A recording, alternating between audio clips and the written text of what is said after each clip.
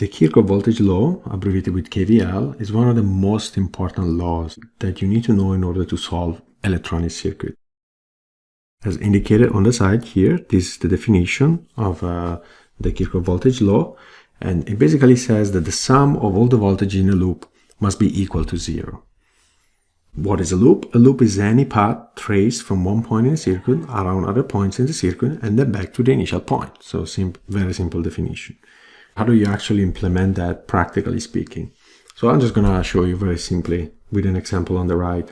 So you see here a simple circuit. It's actually the most complicated circuit we have seen so far. We have three components. We have a battery, we have two resistors, R1, R2. Now we don't know exactly what is the value of the resistor, and that is not really important. We know that the voltage of the battery is equal to 5 volts, and we know that the voltage across one resistor is equal to 3 volts. Now, what is the voltage across the resistor R2? Probably very simple to understand what is the voltage at that point, but some circuits might be more complicated than others, and so it is important to understand what is sort of a formal procedure to follow to make sure your result is always correct.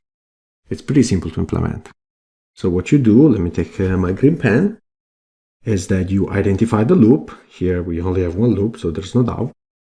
You pick a random direction for the voltages. That is already done. And when I see a random direction, I mean apply a random orientation for the arrow of the voltage. Like in this case, we know, okay, the 5 volt is in this direction, so the potential is higher here than here. We know that 3 volt is in this direction. V2, we don't know yet what is the direction of the voltage. It could actually be directed the other way around. It doesn't matter. I decide that the voltage most likely is directed in this direction, so there is a higher potential here than here. So that is totally random. Then you assign a direction of the loop.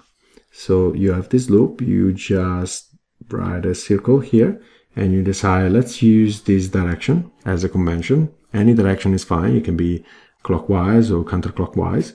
And now all you're going to do is that you're going to sum all these voltages together, and the one that goes with the same direction of the circle are going to be positive. The one that goes with the direction opposite of the circle, they're going to be negative, and the total sum has to be equal to 0.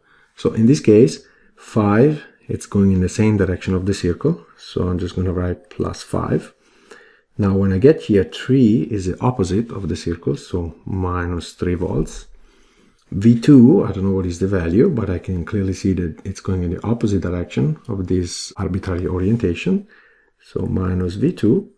And now we completed the circle, so equals 0. Now this equation can be solved. I will give very easily the solution, which is V2 is equal to 2 volts. Easy, right?